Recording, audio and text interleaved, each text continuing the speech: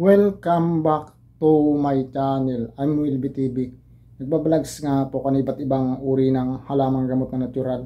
Nagtuturo din po kan tips tutorial tungkol sa iba't ibang uri na natural na halamang gamot at iba pa. Kung bago lang po kayo dito sa channel ko, huwag niyo kalimutan mag-subscribe, mag-like yung simbolo pong ganyan. Huwag na rin pong kalimutang i-share sa friends and family kung mahilig po kayo dito sa binablogs ko na mga natural na halamang gamot, tips tutorial ng iba't ibang uri ng natural na halamang gamot. Bago ko po umpisahin na pag-tips tutorial ko, pinasasalamatan ko nga po yung mga subscriber ko. Thank you for all subscriber, all viewer. Thank you for new subscriber, new viewer. Maraming salamat po sa inyong suporta. Sana po ay patuloy nyo suportahan yung channel ko para lalo po pong mag-grow at marami po pong matulungan natin mahirap natin yung mga kababayan na umasa sa mga libreng gamutan. Bali sa araw po na ito, ang tips tutorial ko po ngayon, yung bakit maiksi ang buhay ng tao ngayon dahil sa mga kinakain nila at sa mga habit nila, yung araw-araw nilang ginagawa at yung mga lifestyle nila. Kaya maiksi ang buhay ng tao ngayon. Hindi gaya noon, ang buhay ng tao umaabot ng 80 hanggang 100 years old. Ngayon, 40 to 50, 60, maaga nang namamatay yung mga edad na ganyan.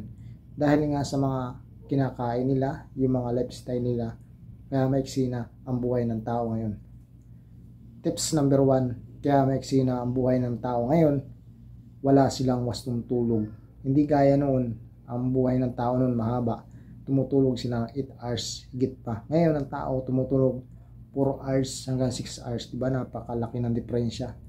2 hours normal na oras kisa noon compare ngayon, diba? Iksi talaga ang buhay mo niya kung sa looban ng 40 years tumutulog ka ng 4 hours hanggang 6 hours. Nakakaiksi na rin ang buhay yan, lalo na kung ang tulog mo alas 12 tapos late ka pa matulog, diba? Kailangan yung tao alas 10 hanggang alas 4 matulog na para mag-repair din yung balat niya. Yan po yung tips number 1, kaya maiksi na yung buhay ng tao ngayon. Tips number 2, kaya maiksi ng buhay ng tao ngayon, sa dami ng iniinom nila na mga wine, hindi nila alam kung ano yung proof, yung mataas na proof or volume ng alak. Kapag may pambili sila, hala, sige doon, bili rito, bili doon. Kaya hindi nila alam yung baga nila, sunog na pala yung atay nila, talagang maitim na gawa ng kaya inom ng alak, red wine, white wine. Tapos pagising sa umaga, yun yung ginagawang kape, patay lasing. Kapag ganyan po yung gawain ninyo, hindi na po haba yung buhay ninyo hanggang 100 years old. Kung araw-araw kayong magiinom, doon na kayo natutulog sa pinagkaupuan ninyo ng mula nung kayo nagiinom yan, or mag-inom kayo, o kung kayo makatulog sa sahig or sa simento, masulot yung baga mo ng lamig, may namamatay na ganyan, na pulmon ang tawag dun. Yan po yung tips number 2. Tips number 3, kaya maiksi ng buhay ngayon ng tao, gawa sa paninigarilyo, iba't ibang uri ng sigarilyo. Merong ang tao na pagsindi niya ng hapon, mga 3 kaha kaya niyang ubusin. Merong tao na yung upos ng sigarilyo doon na siya magsisindi, hindi na mamatay yung apoy, patay sindi. Hindi mo po ba alam yung epekto sa iyo ng sigarilyo? Baga mo yung mayayari niyan. Iitim yung baga mo hanggang sa iba't ibang uri ng sakit ang mangyari sa iyo, or ano pa man na tumama sa iyong sakit gawa ng sobrang paninigarilyo mo, kahit anong uri ng sigarilyo. Yan po yung tips number 3. Tips number 4, kaya maiksi ang buhay ng tao ngayon, yung nagdudroga siya or nagsasabu, nagkukukin o ecstasy. Yan, kung ganyan po yung mga gawain ninyo, sabu kayo araw-araw, marijuana kayo araw-araw, ecstasy kayo araw-araw, o magkukin kayo araw-araw, ang mangyayari niyan, hindi mahaba yung buhay ninyo. Pag kayo nakiwan pa ng pulis, mabaril kayo, di maiksi na ba yung buhay ninyo, di ba? Ay kung kayo kahit hindi mo yung baril, ay tago ninyo sa ng matagal, yun namang katawan mo yung magkakaroon ng diferensya. Kaya hindi ka nagpakahabang buhay kung nagkukukin ka shabu o nagmamariwana. Yan po yung tips number 4. Tips number 5, ito po talaga yung highlights ngayon, yung mga pagkain. Alam mo, mahaba ito ha. Next video ko na part 2 nito, habaan ko din. Ang diferensya ngayon ng tao kay compare noon, yung pagkain, ito po yung highlights din. Diba? Ang tao noong unang panahon, hindi sila nagbibitsin. Ngayon, ang tao ngayon, sobrang dami ng bitsin nila. Kakain sila sa mga fast food, sa labas, masarap nga. Pero alam mo ba yung nilagay na ingredients sa pagkain mo? Hindi mo alam, mga ilang kutsara na etc. yung magic sarap or bitsin. Yan, masama yan sa kalusugan ng tao. Sobrang bitsin, magic sarap. Ako nagsasabi sa inyo, hindi mahaba ang buhay nyo kapag araw-araw ganyan kinakain. Maraming bitsin, maraming magic sarap. Yung tao ng unang panahon, hindi magic sarap, hindi nagbibitsin. Ang gawa lang nila, nag-aasin or nag-aasin, kagaya ng kamyas, bilukaw. Ano ba yun? Yung inakuha sa Iloilo, yung inaasim. Ano pa man, maraming uri ng asim natin, mga dalanghita, kalamansi, pang-asim yan. Okay na yan kung may kung asin. Yan po yung compare ngayon. Ang sarap ng pagkain mo ngayon, hindi mo alam na napakaraming ingredients na bitsin o magic sarap. Kasi isa rin ako nagluluto. Kung marami ang sahog mo ng magic sarap, bitsin, lalong sasarap po yung pagkain mo. Diba? Sarap na sarap tayo. Kung araw-araw kang kumakain ng ganun, may asin, may bitsin, may magic sarap. Pampeksi po na buhay yan, para sabihin ko sa inyo. Yan po yung tips number 4. Tips number 5, ito pa rin ha. Yung tao ngayon, hindi nakabalance yung kinakain nila. Example, para sa kabataan, kumakain ka ng karni. Dapat yung karni mo, alternate yan. Bukas karni sa isang araw, isda. Next day, yung pangatlong araw, gulay. Sabayan mo na rin ng prutas, exercise, saka ano pa man na healthy sa kalusugan ninyo o nating lahat. Yan po, hindi po balance yung kinakain ninyo. Merong tao na kinakain halos araw-araw karne ng karne. Alam mo ba, hindi maganda sa kalusugan ng tao yung karne ng karne. Alam bakit? Kasi yung karne rin, meron din yan na mga ingredients na kapag yung baboy may sakit, tinuturukan. Or yung mga feeds na binibili na yan, meron yan na mga gamot para hindi mabulok yung mga feeds. Sa pinaggawang factory ng pinakain sa baboy, meron mga ingredients yan. O siyempre, papasok niya sa karne ng baboy, makakain naman natin. O may tinuro ka ng panturok sa baboy, anti-flu ng baboy, o anti-bulate, o di ba? Ay kung matsimpuhan natin mabili yung baboy na ganun, di napakarami na ng iba't ibang chemical na pumasok sa katawan natin. Yan po yung talagang pagkain highlights din.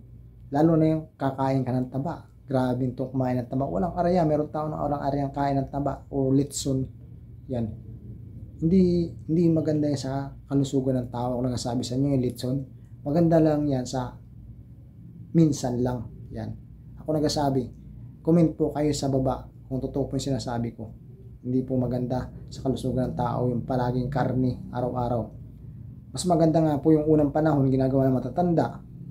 Tuwing linggo lang sila nagkakarne. Ang inuulam nila, isda, gulay, isda, gulay, isda, gulay. Ganun lang. Tapos yung mga seafoods na nakukuha nila sa dagat. Sorry. Isda kasama sa seafoods yan. Marami ang panang seafoods. Meron dyan mga shield, alimango, alimasag, pusit, etc. Ano pa man na talaba, tahong, paros, or halaan, tiling baboy, or kung ano pa, dangkalan, karaykay. Yan, marami yung nakapaloob sa seafoods. Yan yung ulam ng mga sinaunang tao, kaya mahaba yung buhay nila. Yan po yung tips number 5. Tips number 6, kaya mahaba ang buhay ng tao ngayon, noon kisa ngayon, yung sobrang abuso sa katawan. Alam mo bakit? Ito ha, pang-aabuso sa katawan mo.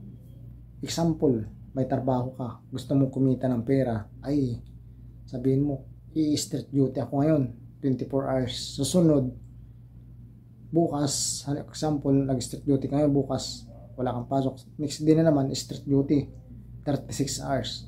Pang-aabuso po yan sa katawan yan. Yan po, hindi pa po ninyo mararamdaman ngayon. Pagdating po ng 40, 50, or 35, mararamdaman ninyo po yung pang-abuso nyo sa katawan, yung sobra-sobrang pagod, sobra-sobra na ginawa mo sa katawan mo, your ganun, yung pagtatrabaho na sobrang trabaho, mararamdaman mo yan 35 hanggang 50, unti-untiin kanya na babagsak yung katawan mo kung mahina yung immune system mo, wala ka pang vitamins, wala kang sapat na pagkain na kagayang isda, karne, or prutas, hindi balance yung kinakain mo, mararamdaman mo yan po. Yan po yung tips number 5. Tips number 6, ito pa rin, yung wala kang ingat sa katawan mo. Kung ikaw ay isang lalaki or nagtatrabaho ka sa construction, ganon din yung babae. Kung nagko-construction ka, galing ka sa initan, kahit hindi ka galing sa construction ka, basta galing ka sa initan, example, baker ka, nag-oven ka, tapos naligo ka, or nagluto ka ng mga kusinero ka nga, maghapon kang kusinero, siyempre nakatayo ka, nakasapatos ka, pagdating mo sa bahay ninyo, naligo ka. Yan, isang pang-abuso po yan sa katawan na yan. Yan po ay sisingilin kayo 35 to 50 nga, mararamdaman mo na yan, sisingilin ka na kapag ganyan, inaabuso mo yung katawan mo, naligo ka ng pagod, tapos walang oras yung pagkain mo, palagi ka na lilimpasan ng gutom, hindi ka kumakain ng almusal at tanghalian, hapunan nila pagkain mo, tapos kinakain mo hindi pa healthy, kain ka ng kanin dami, tapos yung ulam mo karne araw-araw, dami ng kanin, soft drinks sa araw-araw, hindi healthy po yung ganyan. Yan po yung tips number 6, kaya hindi nahaba ang buhay ngayon ng tao. Yan po yung tips number 6 kung bakit ang buhay ng tao ngayon ay hindi humahaba, hindi gaya noon unang panahon na compare, dahil sa habit nila, lifestyle nga, sa pagkain at ano pa mang ginagawa nila sa araw-araw nilang pamumuhay, ay hindi nila alam na yun yung pampaiksi ng buhay nila, di ba? Sana po ay may natutunan kayo sa tips number 6, bakit hindi nahaba ang buhay ng tao ngayon compare noon na mahaba ang buhay. Kung hindi pa po kayo nakaka-subscribe, subscribe po sa mga bago. Kung hindi pa po kayo nakaka-likes po sa mga bago. Kung mahilig po kayo dito sa mga bago po dito sa channel ko, pakishare na rin po sa friends and family para meron po sila matutunan sa aking studio or sa Wilby TV. Thank you for watching. I'm Wilby TV. Sana po may natutunan kayong lahat. Bye bye!